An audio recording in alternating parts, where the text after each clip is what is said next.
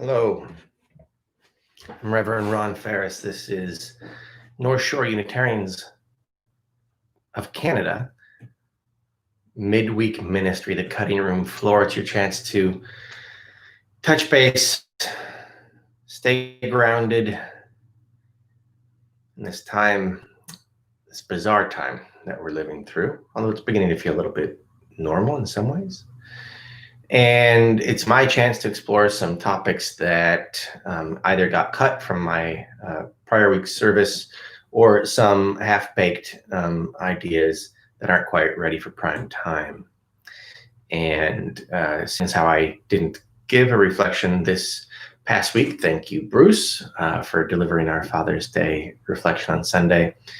Today is going to be mostly about the half-baked idea portion of ministry. So it's the last one of these that we're doing for the summer. We'll be taking the summer off and perhaps returning to this format in the fall. That remains to be determined. Is it effective is one question. Is it meeting its mission, its stated mission? Is it connecting you, grounding you, giving you an opportunity to feel a part of this congregation in the middle of the week when we're in the midst of a time of what seems to be disconnection, at least physically disconnecting? And I don't know the answer to that. So I will welcome your feedback. Yeah, so it's a good time, being that it's the last one of these midweek ministries for a while, at least, maybe ever, to both look back and look ahead. So it's been an odd year. It has been an odd year. Looking back, I'm really happy with some of the ground we were able to cover as a congregation, and we covered a lot of theological ground, so to speak. I worked the theme of interbeing pretty hard. I am of thee, you are of me. And I don't know that I'll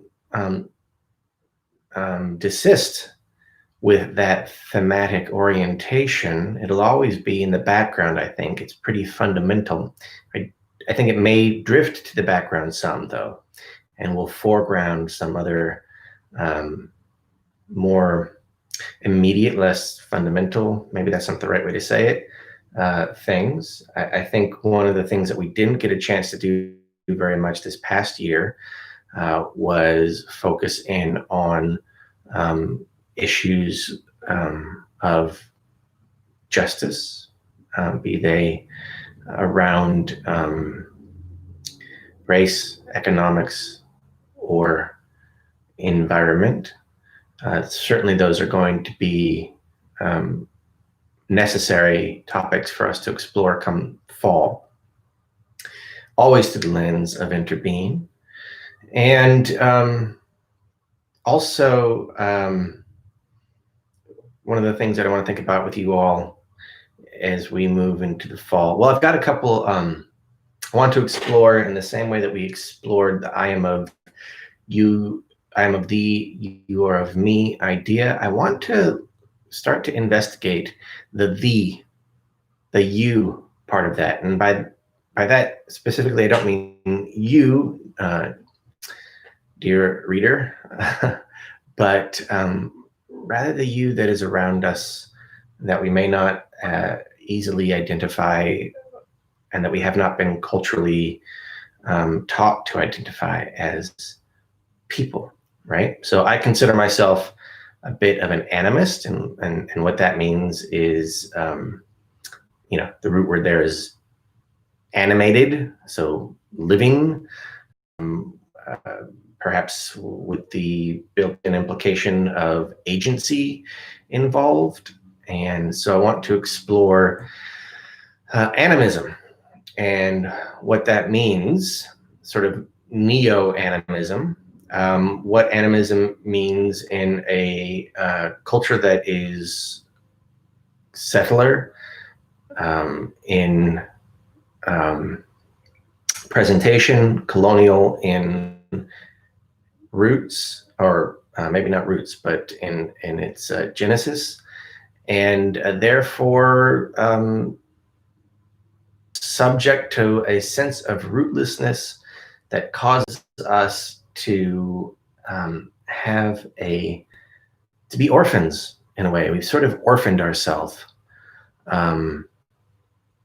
from our family, the people that we're related to. And by that, I mean, in general, the particular beings and in general biospheres that we find ourselves in. So I want to investigate a little bit about our rootlessness. I want to investigate a little bit about our lack of place, deep place I'm talking about, historical, culturally infused, deep knowing of a place. I want to think about that and how to heal that, and if it's possible to heal that. I want to think about what makes a person. What makes a person? Like in animism, trees, the salmon, a salmon, are regarded as people, right? Up to a certain, I don't know, maybe I shouldn't say to a certain extent. They're regarded as people. So intellectually and hopefully I feel that. But there's a difference between knowing that and wanting that, or recognizing that. There's a difference between recognizing that and feeling it in such a way that you respond to that relationship in a similar way that you respond to your relationship with your spouse or your child or your sister, brother, family, father, whatever. Your cat, right? Your cat at least has kind of movement, and it eats and reproduces and moves in a way that's similar enough to us that we get it a lot, right? Yay, cats. So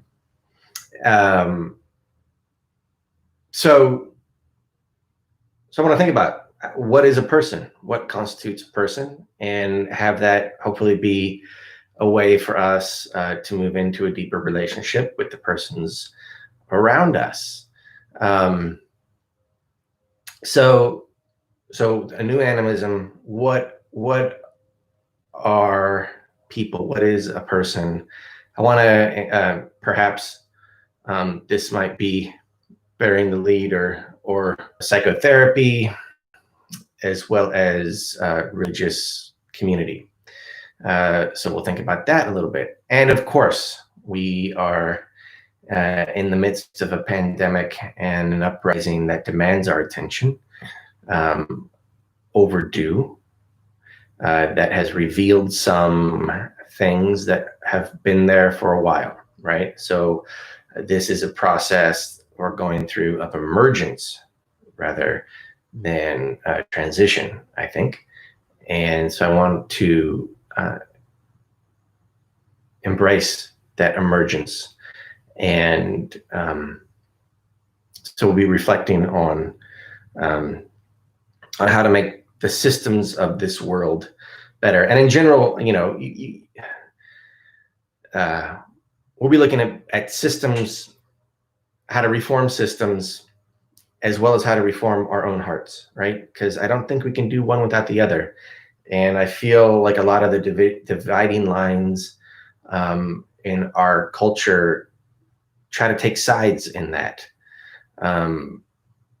explicitly or implicitly. And I would like to see what we can do to move forward as a holistic thing. I mean, we are individuals embedded in, influenced by, and influencing the system that is above us and within us, right? So we've got to do all of that at the same time. And I don't pretend it will be easy, and I certainly don't pretend to know at this point how to do it, but we will explore that together. So that's what's on my mind over this summer.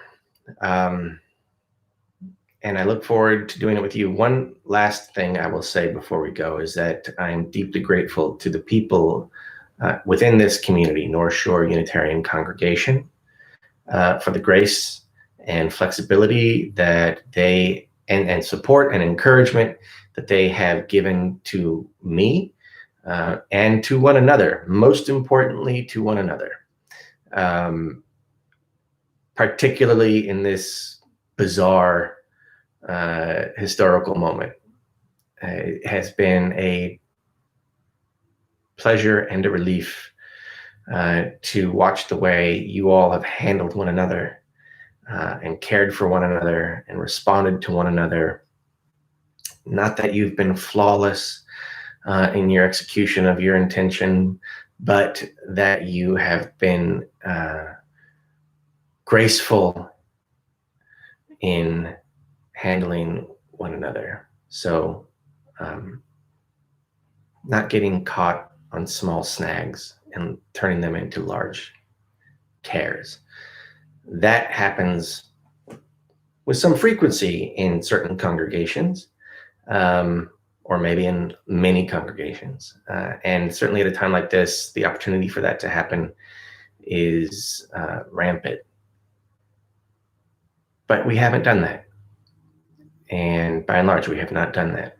And that is a real testament to the character of this congregation and the people that make it. So I want to say thank you. Thank you for that. It has been a very rich year. And thank goodness a year that, though it has seen its fair share of challenges, the sorrow that we bear is the sorrow that kind of occurs naturally in life. So in other words, our sorrow is not a reflection of the larger cataclysmic set of events that is going on around us. And I'm grateful for that. I am. And should that turn out not to be the case, because there's certainly the possibility that we will be visited by some deeper sorrow produced from without, well, we'll deal with that in the same way that we have mustered forth to this point, I hope, with grace, with gratitude, with good intentions, and a fair measure of baked in forgiveness. So that's all I've got for you today. I appreciate you tuning in, whether you're tuning in live or seeing this later. I've enjoyed doing the midweek ministry, and we'll see if it's something that we continue with in the fall. If it's not, it's okay. It's not a big deal.